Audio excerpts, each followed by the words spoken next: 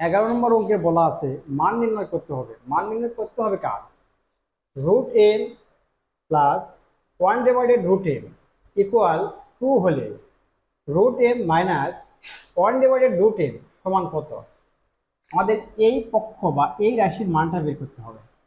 এই রাশির মান আমরা দুইভাবে বের করতে পারবো, সূত্র দিয়েও বের করতে পারবো এবং এই রাশিকে স্কোয়ার করে বর্গ করলেও বের করতে পারবো, অথবা এম এর একটি কাল্পনিক মান ধরলেও আমরা এই রাশির মান বের করতে পারবো। আমি দুইটা ভাবে দেখাবো, একটা সূত্র প্রয়োগ করে একটা কাল্পনিক মান ধরে।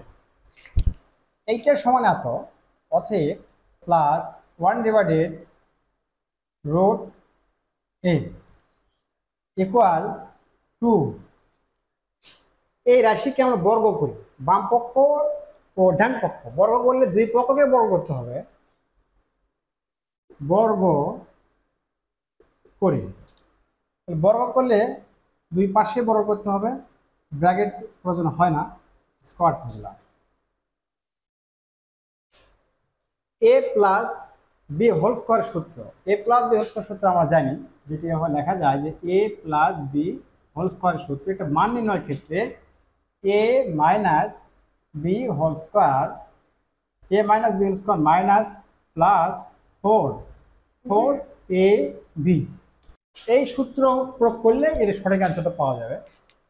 তাহলে এর জায়গায় আছে √m, এ বা √m, A minus 1/√m whole square plus 4 A B, অথবা √m ইন্টু 1/√m। তাহলে এই এখানে গুণ আছে, উপরে গেলে কাটা যাবে, এটা কাটা যায়, শুধু 4 থাকে, ইকুয়াল কাটা যাওয়ার পর শুধু 4 থাকে, বাম পাশে থাকে 2 দোকানো 4 √m মাইনাস 1/m রুট, বাম পাশে আছে 4, 4টা যদি আমরা ডান পাশে নিয়ে যাই, 4-এর আগে আছে প্লাস, পার করলে ডান পাশে নিয়ে গেলে মাইনাস হবে। এইটা 4 আমরা এখানে নিলাম, আর এটার আগে প্লাস আছে, পার করলে minus √m minus 1/m root square equal 4 বিয়োগ করলে 0, 4 বিয়োগ করলে আসবে 0। এর উপর স্কোয়ার আছে, এই স্কোয়ারটা আমরা এর পাশে বাম পাশে দেব, 0-র স্কোয়ার, 0-র বর্গ কিন্তু 0ই হবে, 0-র ঘন 0ই হবে।